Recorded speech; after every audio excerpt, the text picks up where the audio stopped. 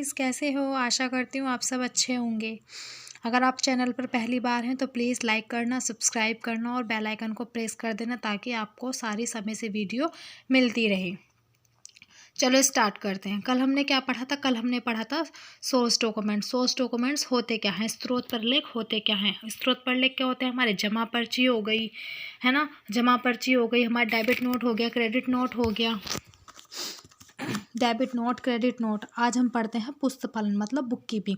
हमारी book keeping, हमारी इसकी शब्दावली क्या होती है? माल।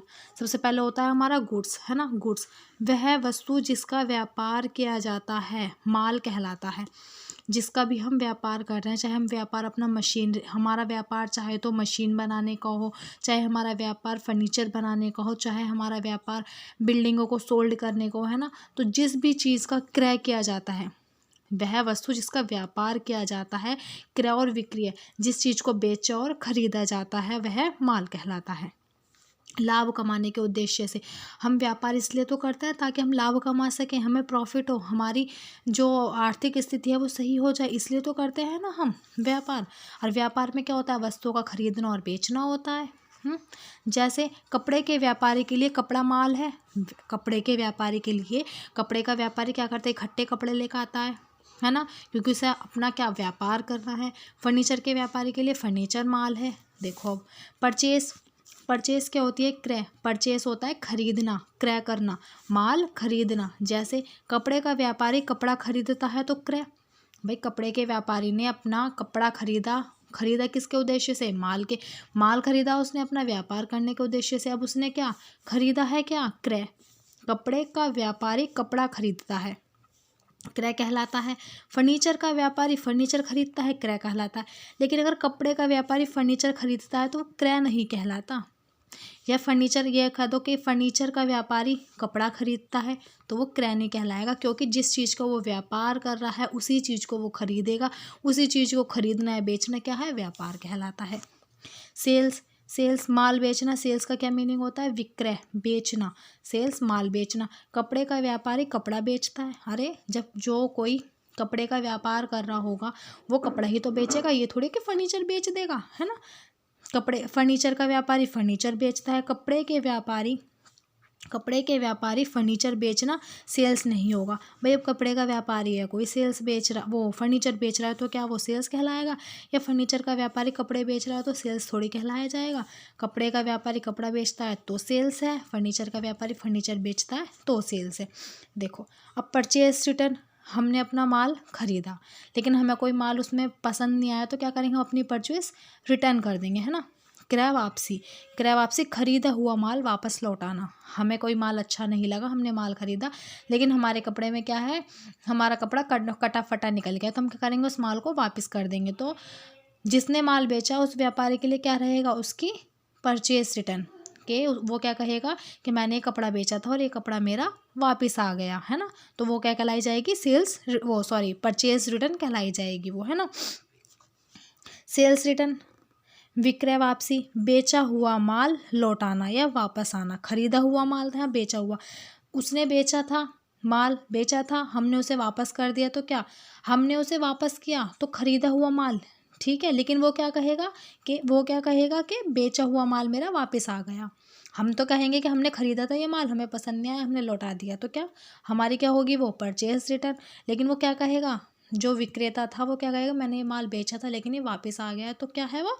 बेचा हुआ माल वापस लौटाना, तो विक्रय वापसी, सेल्स रिटर्न। अब कैपिटल, कैपिटल क्या होती है? कि स्वामी या व्यापार द्वारा लाभ कमाने के उद्देश्य में व्यापार द्वारा लगाई गई धनराशि, चाहे वो नगद लगाए, माल, फर्नीचर या अन्य रूप में। कैपिटल क्या होती है? कैपिटल की हमें कब ज़रूरत पड़ती है? जब हम जब हम अपना क्या व्यापार स्टार्ट करते हैं तब हमें क्या कैपिटल की आवश्यकता होती है। कैपिटल लगाएंगे जब हम अपनी, तभी तो हम अपना व्यापार स्टार्ट करेंगे। बड़ी पूंजी कैपिटल होती है हमारी, बड़ी या भारी मात्रा में पूंजी, है ना। स्वामी या व्यापारी द्वारा लाभ कमाने के उद्देश्य से व्यापार में लगाई गई धनराशि। अगर हमने अपना कोई व्यापार स्टार्ट कर रहे हैं और हमारे घर में 1 लाख रुपए हमारी पूंजी पड़ी थी, तो हमने 1 लाख रुपए क्यों लगाए उसमें? बिजनेस में क्यों लगाए? ताकि हमें इससे लाभ हो सके, है ना, इसलिए तो हमने लगाए। अब चाहे हमने उसमें नगद कैश लगाया हो या हमारा माल हमारे घर में पड़ा था कुछ माल, हम कपड़े के व्यापारी थे, हमने माल अपना लगा दिया थोड़ा बहुत, है ना, हम बड़ी दुकान कर रहे हैं। फर्नीचर हमारे घर में कुछ एक्स्ट्रा कुर्सी मेज पड़ी थी, हमने वो एक्स्ट्रा कुर्सी मेज कहाँ अपने व्यापार में लगा ली, या अन्य रूप में जो भी बाइक वगैरह हम क्या कर रहे हैं अपने व्यापार के लिए हमने ले ली हो।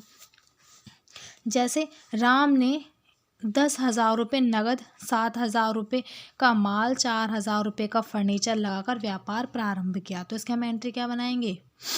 कैश क्या राम ने 10,000 रुपये नगद, कमेंट में बताना इसकी एंट्री क्या बनेगी।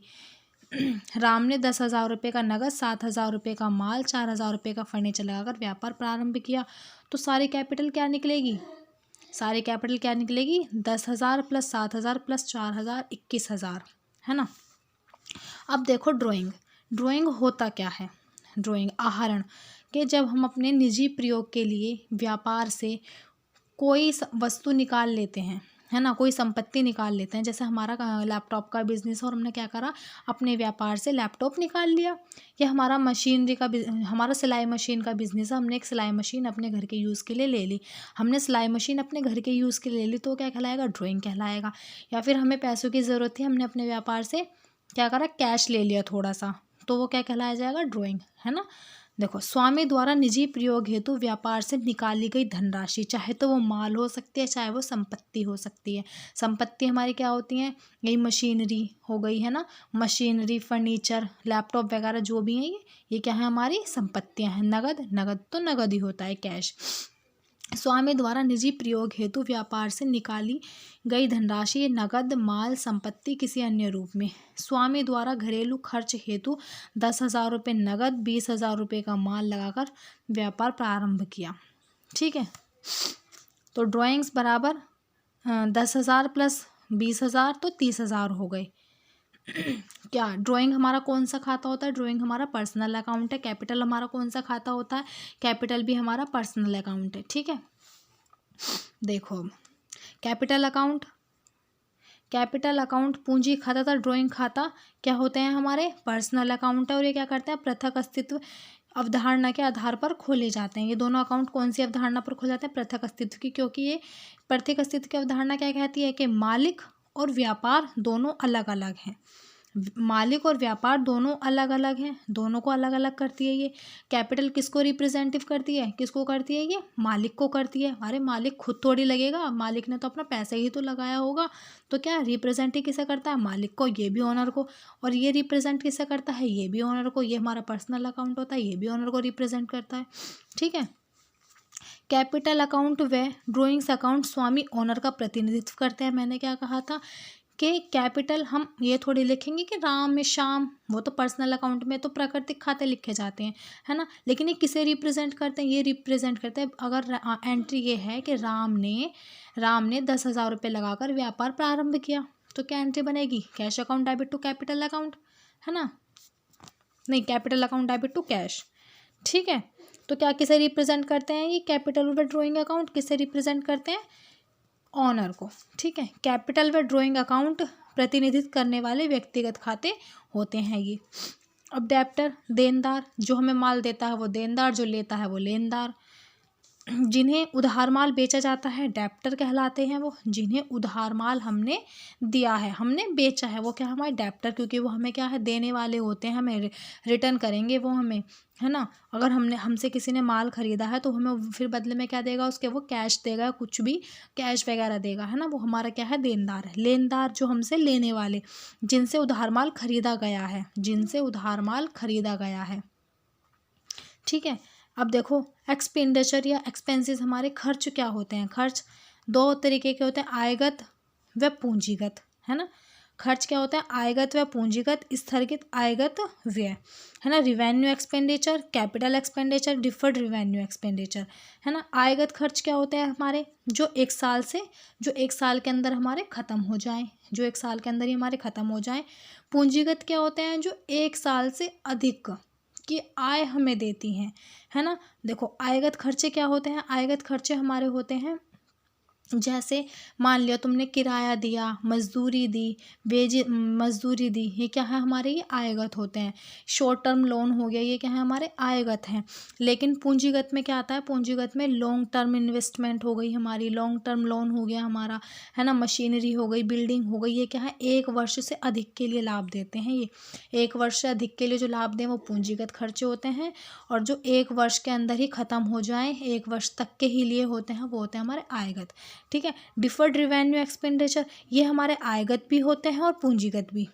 ठीक है, ये हमारे आयगत और पूंजीगत दोनों होते हैं, लेकिन ये क्या डिफर्ड रिवेन्यू एक्सपेंडिचर होते हैं कि चलते तो हैं, ये ख़त्म हो भी जाएं 1 साल के अंदर और नहीं भी होते। ठीक है, तुम्हें इन आयगत और पूंजीगत और डिफर्ड रेवेन्यू एक्सपेंडिचर के बारे में मैं कल पढ़ाऊंगी। ठीक है, आज के लिए बस